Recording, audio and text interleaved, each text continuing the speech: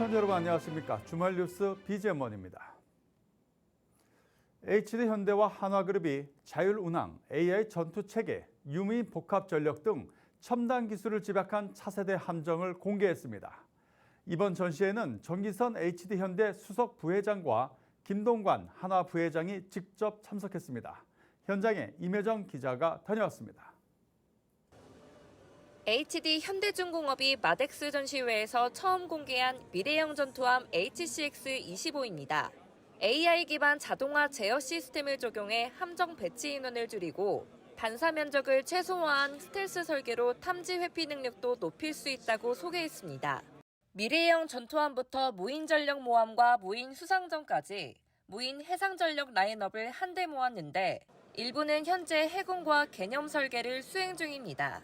2030년도 이후에는 유무인 복합 체계가 전체 저희 함정 시장에 줄을 이룰 거라고 봅니다. 전투형 USB가 조금 큰 사이즈만 해도 한 100대 사이즈면 그게 5천억 내지 1조까지 매출이 창출이 됩니다. 그래서 무인전력 통제함하고 무인전력 모함까지 합치면 상당히 지금 유인 시장을 대체할 수 있는. 정기선 HD현대 수석 부회장도 현장을 찾아 차세대 기술을 앞세워 글로벌 해양안보를 이끄는 기업으로 도약하겠다는 포부를 밝혔습니다. HD현대는 글로벌 기업들과 손잡고 인공지능, AI 기반의 무인화, 및 자동화, 전동화 분야에서 세계 최고 수준의 기술력을 확보해가고 있습니다. 저희는 이를 바탕으로 대한민국의 해양 방위를 넘어서 글로벌 해양 안보를 뒷받침하는 최고의 함정을 만들겠습니다. 하나오션도 유무인 복합전투 체계에 대응하는 차세대 전력을 제시하며 기술력을 과시했습니다. 하나오션의 유무인 체계 지휘 통제함은 올 연말 해군의 요구사항을 반영한 최종 설계안으로 구체화될 예정입니다. 미래형 잠수함도 선보였습니다.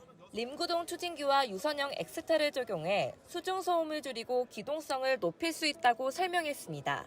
하나오션은 새로운 컨셉의 잠수함 등 차세대 전력을 2030년 이전에 모두 완성하겠다는 계획입니다. 우리가 이제 신형 잠수함서부터 미래 잠수함, 또 신형 수상함, 또 신형 구축함, 또 미래의 구축함, 이렇게 먼 미래가 10년 이내에 다가올 미래에도 저희들이 지금 개발을 하고 있고 준비하고 있습니다. 10년 이내에 30조 정도의 규모로 매년 매출을 할 수 있겠다, 이런 당면하게 될 현실을 이제 저희가 준비를 하고 있습니다. 김동관 한화 부회장은 지난해 마덱스에 이어 올해도 전시장을 찾아 홍보에 힘을 실었습니다. 김 부회장은 글로벌 사업 환경에서 국가 경제에 기여하고 국격을 높이는 기업이 되겠다고 밝혔습니다. K방산의 무인화 기술까지 스며들면서 미래 해상전력의 무인화 주도권 경쟁도 더욱 치열해질 전망입니다. 학스경제TV 임혜정입니다. 원전에서 나온 핵연료, 다 쓰고 나면 어디에 둘까요? 지금은 원전 내 습식 저장조에 담아두고 있는데 2030년쯤이면 이 공간도 꽉 찰 것으로 관측되고 있습니다. 핵연료를 따로 담아둘 저장 용기가 필요한 상황인데요. 이 사업 수주를 두산 에너빌리티가 노리고 있습니다. 배성원 기자입니다. 두산 에너빌리티가 원전 관련 전시 때마다 소개하고 있는 사용 후 핵연료 운반 저장 용기 캐스크입니다. 실제 현장에 적용될 때는 높이 5.7m, 직경 2.9m에 중량 151톤 규모로 제작될 예정입니다. 사용이 끝난 핵연료는 이 같은 용기에 담아 건식 저장시설에서 보관했다가 향후 중간 저장시설을 거쳐 처분시설로 옮겨집니다. 현재 국내에서 운전 중인 원자력 발전소의 사용 후 핵연료들은 아직 처리시설이 마련돼 있지 않아 원전 내 습식 저장조에 머물고 있는 상황입니다. 사용 후 핵연료는 습식 저장조에서 5년 정도 담겨 물로 열을 식히고 방사능 수치를 낮추게 되는데 문제는 2030년부터는 이 저장조들도 포화 상태에 접어들어 대처가 필요한 실정입니다. 이 때문에 현재 추진되는 것이 원전 내 건식 저장시설 구축, 저장조에 핵연료를 꺼내 중간 저장시설이 들어설 때까지 두산 에너빌리티 등 기업이 만든 저장용기에 담아 원전 내 건식 저장시설 내에 보관하는 겁니다. 두산 에너빌리티는 2023년 한국수력원자력으로부터 200억 원 규모의 사용 후 핵연료 건식 저장 시스템 종합 설계 용역을 수주했고 오는 9월 원자력안전위원회에 설계 승인 신청을 앞두고 있습니다. 이후부터 캐스크 발주가 본격 시작하면 수주 확보를 위해 참여한다는 계획입니다. 두산 에너빌리티는 자사가 만들고 있는 저장 용기의 경우 한 기당 사용 후 해결료 37다발을 장전할 수 있도록 설계했고 화재와 충격, 지진 등 다양한 사고 조건 평가도 통과해 NRC로부터 설계 승인도 획득했다며 안정성에 자신감을 드러내고 있습니다. 2030년부터는 습식 저장조가 포화 단계에 들어서는 만큼 건식 저장시설 배치를 위한 저장용기 발주가 예상되면서 두산 에너빌리티 등 관련 기업의 사업 대응에도 속도가 붙을 것으로 전망됩니다. 팍스경제TV 배성원입니다. 한국은행이 올해 경제 성장률 전망치를 0.8%로 크게 낮췄습니다. 내수 침체와 관세 충격 등이 현실화되기 때문인데 이렇게 되면 이미 상반기에만 2번, 하반기에도 한두 번 금리를 추가적으로 내릴 가능성이 커졌습니다. 유수빈 기자입니다. 한국은행이 올해 경제 성장률 전망치를 기존 1.5%에서 0.8%로 하향 조정했습니다. 연간 전망치를 0.7%포인트 이상 조정한 것은 코로나19 확산 시기인 2020년 8월 이후 5년 만입니다. 1분기 실질 GDP가 마이너스를 기록한 데 이어 4월까지도 부진한 흐름이 지속되고 있고 반도체를 제외한 석유, 화학, 철강 등 주요 품목의 수출 부진도 영향을 미쳤습니다. 이창용 총재는 무엇보다 이번 성장률 하향 조정의 가장 큰 원인은 건설 경기 침체라고 짚었습니다. 건설 투자는 전체 GDP에서 차지하는 비중이 14% 정도이지만 건설 경기 침체 심화로 감소폭이 예상보다 커지면서 성장률 전망치를 0.4%포인트 정도 낮추는 요인으로 작용했습니다. 민간 소비와 수출이 성장률 전망을 각각 0.15%포인트, 0.2%포인트 낮추는 요인이었다고 언급한 것과 비교하면 건설 부분이 성장률 하향에 상당 부분 영향을 준 겁니다. 건설 투자는 부동산 경기 위축과 안전사고 등의 일시적 요인이 겹치며 예상보다 큰 폭으로 위축된 상황. 올해 1분기 건설 투자는 전년 동기 대비 약 12% 줄었는데 이는 IMF 외환위기 이후 최대 감소폭입니다. 같은 기간 폐업한 건설업체는 160곳으로 1년 새 20% 가까이 늘어나며 2009년 이후 최대치를 경신했습니다. 성장률 하락 우려가 커진 가운데 한은은 이날 기준금리도 2.75%에서 2.5%로 인하했습니다. 시장에서는 7월이나 8월 추가 인하 여부에 관심이 쏠리고 있습니다. 이번 금통위에서는 6명 중 4명의 위원이 3개월 내 금리 인하 가능성을 열어둬야 한다는 입장을 냈습니다. 시장 전문가들도 하반기 중 한두 차례 추가 인하 가능성을 높게 보고 있습니다. 통화 당국자들도 기준금리 인하 가능성이 시작했기 때문에 저희는 기준금리 인하 하반기 때 추가적으로 더 가능하다고 보고 있고 시장도 대체적으로 그렇게 생각하고 있는 것 같습니다. 다음 주 출범하는 새 정부의 재정정책 기조와 추경 논의가 향후 기준금리 결정의 주요 변수로 작용할 전망입니다. 팍스경제TV 유수민입니다. 코리아 디스카운트 완화를 목표로 추진된 밸류업 프로그램이 시작된 지 1년이 됐습니다. 코스피 시총 절반 정도가 참여를 하고 있는데 밸류업 공시에 참여한 기업들의 주가 수익률이 미공개 기업보다 21%포인트나 높게 나타났습니다. 이재인 기자입니다. 기업가치 저평가, 이른바 코리아 디스카운트를 해소하기 위해 시작한 밸류업 프로그램이 1주년을 맞았습니다. 한국거래소는 27일 1주년을 기념하기 위해 국제 세미나를 개최하고 밸류업 프로그램의 성과와 향후 과제 등을 발표했습니다. 지금까지 153개 기업이 밸류업 공시에 동참을 하였고 코스피 시가 총액 기준으로는 거의 50%에 달하는 기업들이 공시를 이행했습니다. 자사주 매입 소각 등 주주 환원 또한 뚜렷한 증가세를 보이고 있습니다. 정은보 이사장은 밸류업 공시가 기업의 투자 유치와 주가 상승에 긍정적인 영향을 준 것으로 평가했습니다. 밸류업 공시 기업의 지난해 평균 주가 수익률은 4.5%로 미공시 기업 평균인 마이너스 16.9%보다 무려 21.4%포인트 높았습니다. 특히 금융업종의 경우 밸류업 공시 기업은 지난해 주가 수익률 25.3%를 기록했습니다. 이상호 자본시장연구원 연구위원은 한국의 밸류업 가능성을 높이 평가하며 향후 밸류업 정책의 방향성 설정을 위한 조언도 했습니다. 밸류업 2년차에는 어떤 정책의 실효성을 높이기 위해서 비금융기업을 중심으로 첫 번째로 단기적으로 합리적인 주주 환원을 유도할 필요가 있겠고 그리고 중장기적으로는 본질 가치 개선 그리고 마지막으로는 굉장히 자산주와 같이 어떤 구조적인 저평가 문제에 한해서 법제도의 보완을 좀 검토할 필요가 있다고 생각을 합니다. 한국거래소는 밸류업 지수 정기 변경과 관련 계획을 공개했습니다. 또 밸류업 공시 지원, 우수기업 투자 확대 등을 통해 주주 가치를 중시하는 기업 문화를 정착시키겠다고 발표했습니다. 올해 6월로 예정된 첫 번째 밸류업 지수 정기 변경에서는 밸류업 공시 기업에 대하여 심사 기준을 완화하여 편입을 우대하는 한편 기편입 종목 중 공시를 이행하지 않은 기업은 우선 편출하는 방향으로 운영할 예정입니다.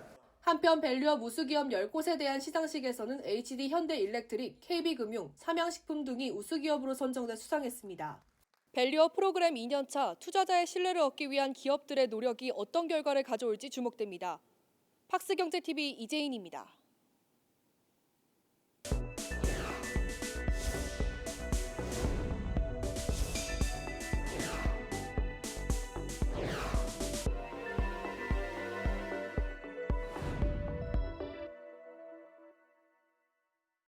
폭스바겐 코리아가 대형 SUV 아틀라스를 국내 시장에 내놨습니다.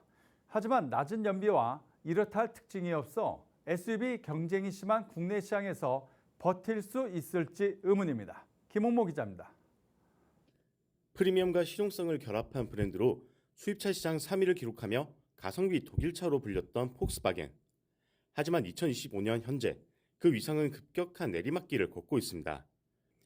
2021년 14,000여 대였던 연간 판매량은 지난해 8,200여 대, 3년 새 40% 넘게 하락하며 브랜드 체력 저하가 수치로 확인되고 있습니다. 시장 순위도 5위에서 9위로 떨어지며 더는 상위권 브랜드로 보기도 어려운 상황입니다.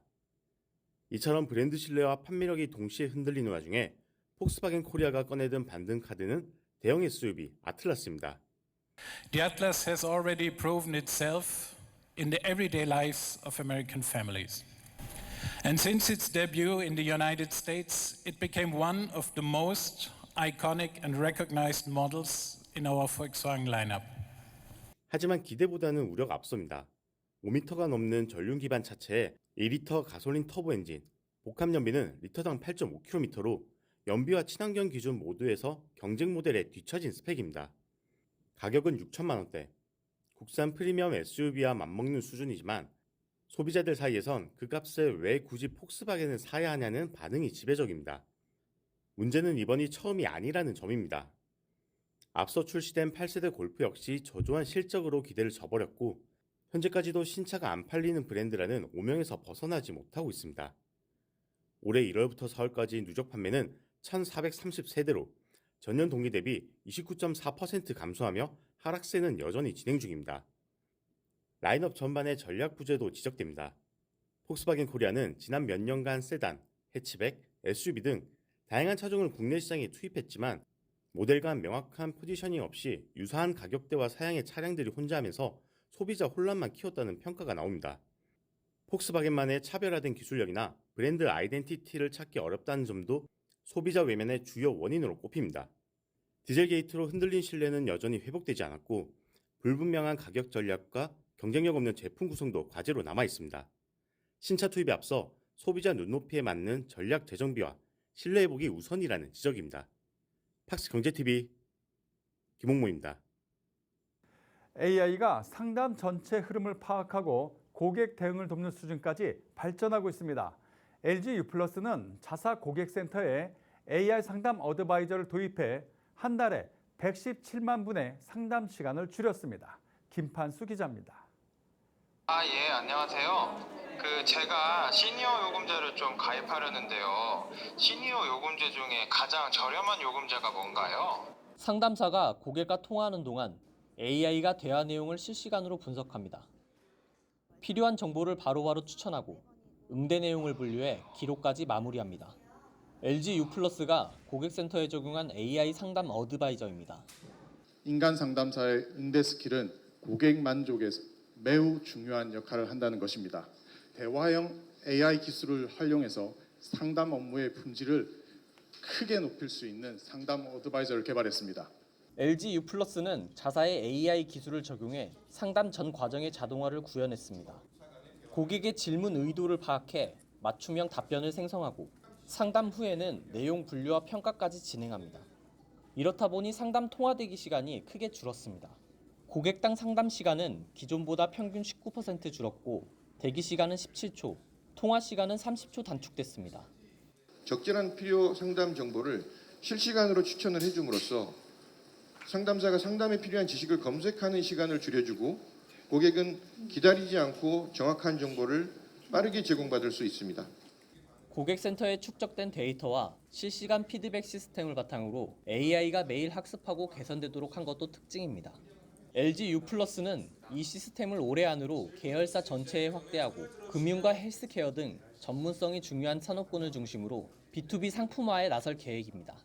가장 큰 고객센터, 5,000명 이상의 상담사를 가진 당사 고객센터에서 충분히 활용하고 검증하고 그 지식과 경험을 바탕으로 다른 산업군에 제공하려고 하고 있고요. 금융이나 다른 일반 기업들에서도 이러한 상담에 대한 그리고 보다 정밀한 상담, 정밀한 응대가 필요한 곳에 저희가 제공하려고 하고 있습니다. 국내 AICC 시장은 2030년까지 약 4,500억 원 규모로 성장할 전망입니다. LG U+는 이 같은 흐름에 맞춰 상담 품질과 효율을 동시에 끌어올리는 전략에 속도를 내고 있습니다. 팍스경제TV 김판수입니다. 우리은행이 금융사고 예방을 위해 AI 기술까지 활용하기로 했습니다. 지난 2월 도입한 이상징후 검사 시스템의 정밀도를 더욱 높여 내년 상반기부터는 이 기술을 탑재한 시스템을 가동할 계획입니다. 이재인 기자입니다. 지난해부터 올해까지 대형 금융사고가 잇따라 발생하자 은행권이 사고 예방을 위해 디지털 기술을 적극 활용하고 있습니다. 특히 우리은행은 인공지능 기술을 적용하기 위해 이상징후 검사 시스템인 FDS 고도화에 착수했습니다. 지난 2월 도입한 FDS는 금융사고로 이어질 수 있는 이상행위를 사전에 탐지합니다. 또 우리은행은 은행권 최초로 시나리오 기반 부정거래 검사 기능도 현업에 도입했습니다. 여기에 AI를 활용해 정밀도까지 더 높일 수 있도록 컨설팅을 진행 중입니다. 똑같은 사고가 나지 않도록 이제 방지를 했다면 지금은 이제 그거를 AI를 도입해가지고 좀 자동화하고 그래서 기존에 이제 나온 적이 없던 이제 잠재적인 사고도 시나리오 기반으로 해서 저희가 탐지할 수 있도록 이제 준비한다는 거예요. FDS 도입 이후 금융사고 예방에 실질적인 효과도 있었습니다. 연소득 허위 입력 등 시나리오를 기반으로 약 200건의 이상 거래를 탐지한 것입니다. 갈수록 좀 고도 지능화되고 복잡해지는 그 사고에 선제적으로 대응하기 위해서 그 AI를 기반으로 한 행동 패턴 분석 기법을 도입해 탐지 범위와 정밀도를 대폭 향상시킬 계획이고 내년 상반기 오픈을 목표로 현재 준비 중에 있습니다.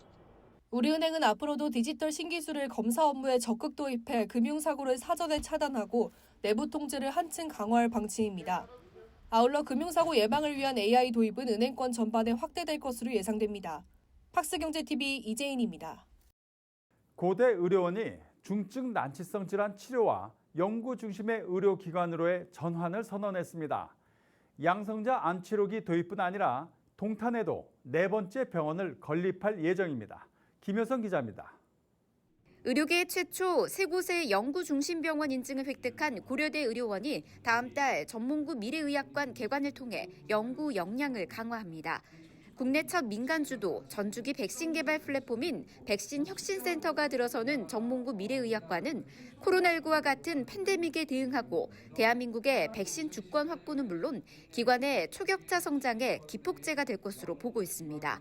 2028년 100주년을 맞이해서 우리가 초격차 의료기관으로 도약하기 위해서 각고의 노력을 하고 있습니다. 국내 유일하게 의료기관으로서는 3개 병원의 연구중심병원이고 우리가 국내 1위 또 세계 30위권에 진입하기 위한 다양한 연구 쪽의 노력을 특히 창의 인재 양성을 통해 시대에 필요한 진짜 의료인 양성을 강조한 의료원은 매년 30여 명의 전임 교원을 지속 채용해 글로벌 협력을 통한 의학 교육의 새로운 영역을 개척하고 있다고 강조했습니다. 매년 전임 교원을 한 32명, 35명을 계속 채용을 했습니다. 그래서 올해는 또 42명까지 채용을 했습니다. 주로 우리가 필수 의료라고 하는 분야에 교수님들을 모시기도 힘든 상황이었고 또 기초 교수님도 모시기도 정말 힘든 상황이었음에도 불구하고 우리가 미리 그걸 선제적으로 키우리라는 그 인재 영입 TFT 조직을 미리 지난 3월에는 미국 전공의 전임의 수련 인증 기관으로부터 아시아 세 번째, 국내에서는 최초로 국제 교육 허브로 지정되며 의료인 교육의 글로벌 기준을 선도하는 성과도 이뤘다고 알렸습니다. 의료원은 다가오는 2028년 100주년을 맞아 4차 병원을 준비, 중증 난치성 질환 극복을 위한 신의료 기술 등을 도입해 글로벌 탑티어 의료기관으로 도약하겠다고 밝혔습니다. 팍스경제TV 김효선입니다.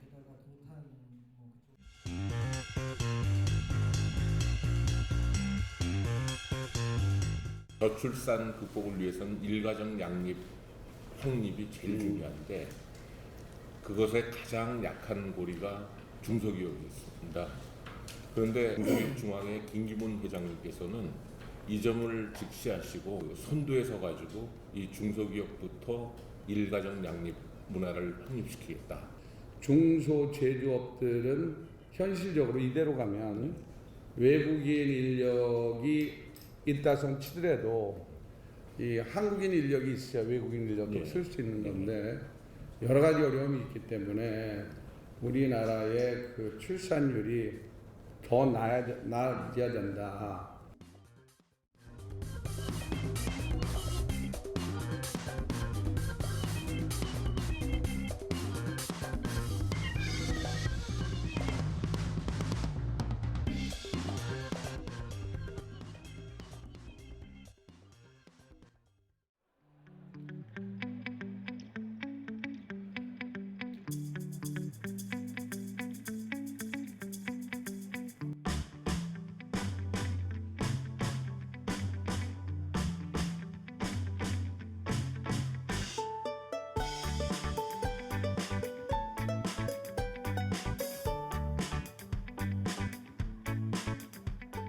타로카드랑 그리고 직업카드랑 취업 컨설팅 해봤는데 타로카드가 되게 좀 고민을 많이 했었는데 그거에 대한 해답을 조금 찾은 느낌.